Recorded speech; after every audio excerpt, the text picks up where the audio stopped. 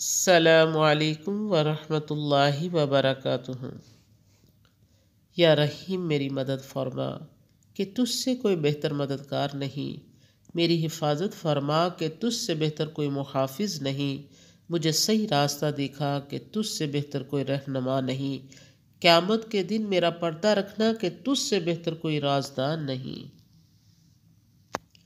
یا رب السماوات والارض، یہ دعا میرے والدین، میرے دوست و احباب اور تمام مسلمانوں کے حق میں قبول فرما، بے شک تجھ سے بہتر سننے والا نہیں۔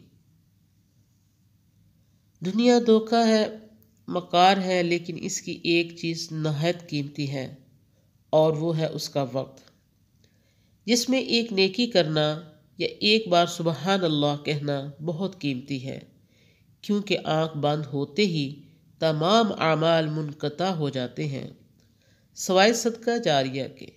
وہاں افسوس کرنے سے بہتر ہے کہ یہاں کی زندگی سے فائدہ اٹھائیں۔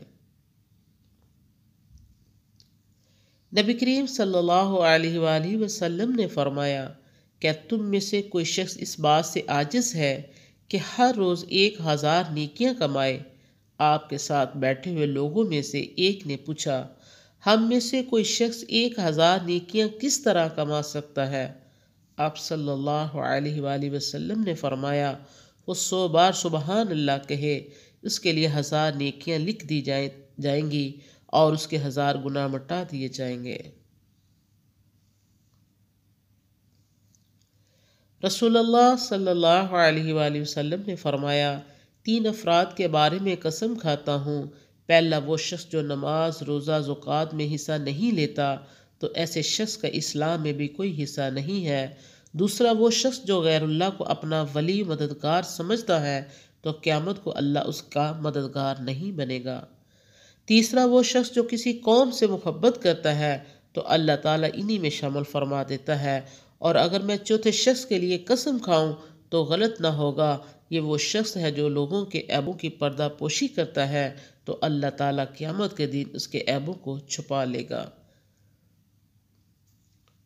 وآخر دعوانا ان الحمد للہ رب العالمین۔